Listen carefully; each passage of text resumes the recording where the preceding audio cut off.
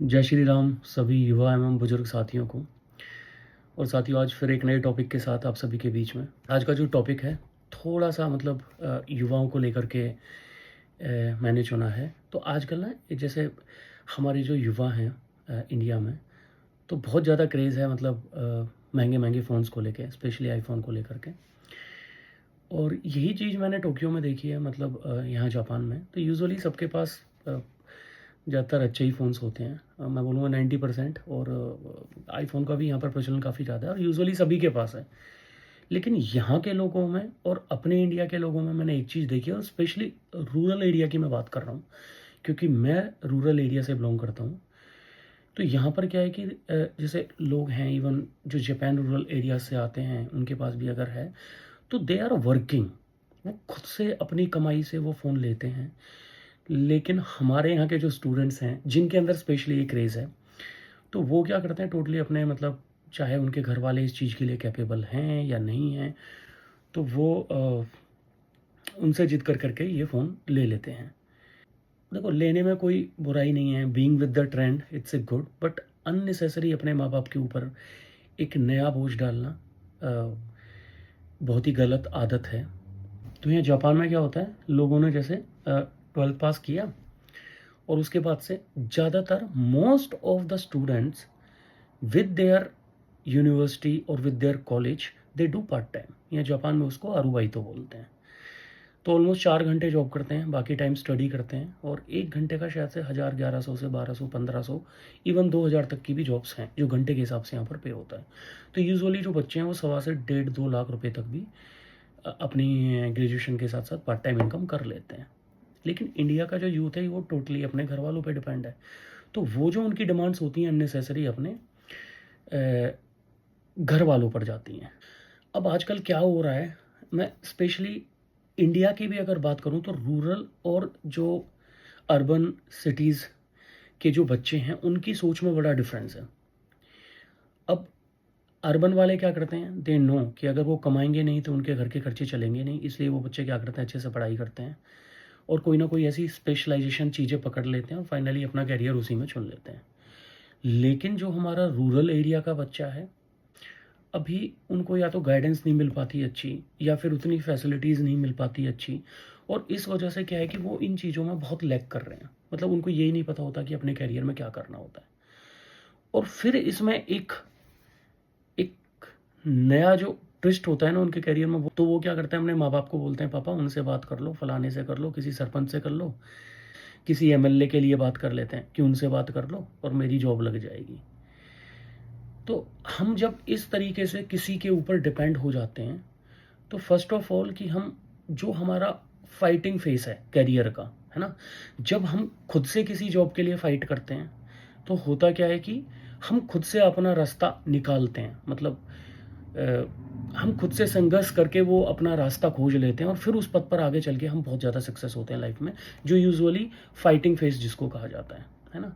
लेकिन हम उसको बाईपास करने की कोशिश कर रहे होते हैं। तो हमारे पेरेंट्स ने क्या किया, वो गए बेचारे, जो भी उनके रेफरेंसेस थे, कोई सरपंच हो, पार्षद हो, या कोई एमएलए हो। अब वो लोग क्या करते हैं, वो कभी इनको मना तो करते नहीं है, हाँ जी काम करा देंगे। और फिर वहाँ से रिस्पॉन्स आता है, तो बच्चे के भी जो एक तरीके से उसके दिमाग में ये वहम बन जाता है कि यार अब तो तेरी जॉब लग जाएगी, और वो बहुत ज़्यादा उस प्रॉमिस के ऊपर डिपेंड हो जाते हैं, और वो मेहनत जो उसकी लाइफ में उसको करनी चाहिए उससे कहीं वो दूर चला जाता है। तो मैं युवा साथियों से सिर्फ ये कहना चाहता हूँ कि जब तक आप खुद अपनी मेहनत में फाइट करके आप रास्ता निकालना नहीं सीखोगे, आप अपने जीवन में कभी कामयाब नहीं हो पाओगे। ऐसे लोगों के पास, ऐसे नेताओं के पास और जाकर के आप सिर्फ गुमराह होंगे, वो शायद ही आपको कभी एक अच्छी जॉब दिलवा पाएँ।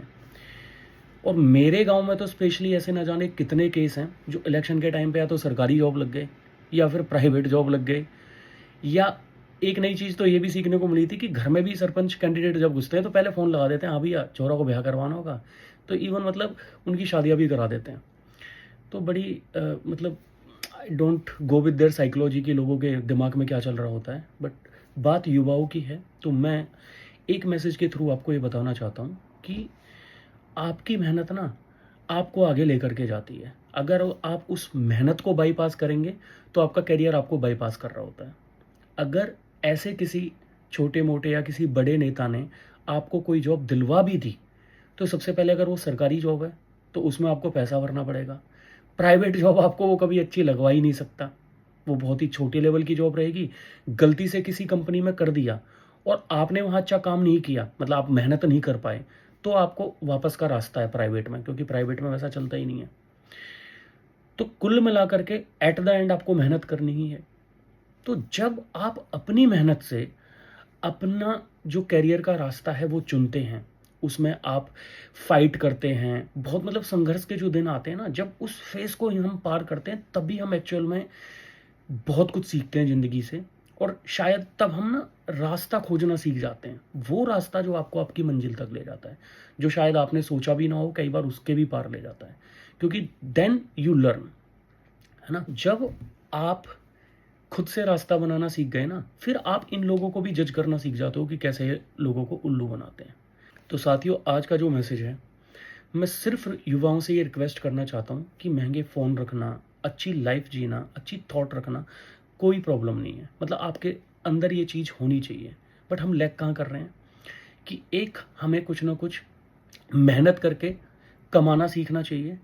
दूसरी चीज़ ये है कि अगर हम कैपेबल हैं, हमारे पास टाइम है, तो हमें कभी भी मेहनत को बाईपास नहीं करना है। समझ गए ना, there is no shortcut to get success. Japanese में इसी चीज़ को बोलते हैं सेइको नो चिकामिचिगा नाई। It means there is no shortcut to get success, you have to do the hard work, only then you can get success, right. तो बहुत सारे स्कूल्स में भी लिखा होता है ना कि मेहनत ही सफलता की कुंजी है। तो सिर्फ मेहनत करो, और मेहनत भी ना एक जैसे आगे सोच करके हमें करनी होती है कि भैया अगर 5 साल मैंने इस फील्ड में मेहनत करी तो 5 साल बाद मैं क्या हूँगा। और बहुत सारी कंपनीज ये इंटरव्यूज़ में भी क्वेश्चन पूछती हैं कि मतलब आप 5 साल बाद अपने आप को कहाँ देखना चाहते हो। तो ठीक उसी तरह जब आपको ये पता रहेगा कि ये करियर मुझे 5 साल बाद यहाँ तक ले जा सकता है, आप अगर उसमें अच्छे से मेहनत करते हैं तो एक दिन आप ज़रूर कामयाब होते हैं, और फिर लोग आपको फॉलो करना स्टार्ट करते हैं कि हाँ यार उसने ये काम किया है। Then you can guide and motivate other peoples as well, ठीक है ना। तो मेरे भाइयों, किसी पर डिपेंड मत रहो, कोई किसी का नहीं है। तुम और तुम्हारी मेहनत, सिर्फ 2 चीज़ें तुम्हारे काम आएंगी। लिखा हुआ है, दुनिया की कोई किताब खोल लो, सिर्फ यही लिखा हुआ है, सेइको नो चिकामिची का नहीं, there is no shortcut to get success. अगर आपको सक्सेस होना है तो आपको अपने जीवन में मेहनत करनी पड़ेगी। हम मध्यम वर्ग जो परिवार होते हैं, हमारे पास कोई ऑप्शन नहीं होता है, we have to do the hard work. हमें अपना फ्यूचर देखना है, उस चीज़ में हार्ड वर्क करना है, और गारंटी ले लेना, थोड़ा लंबा टाइम लेकर के चलो, 4-5 साल जो भी है, और उसके बाद तुम देखना अपने आप को तुम कहाँ पाओगे।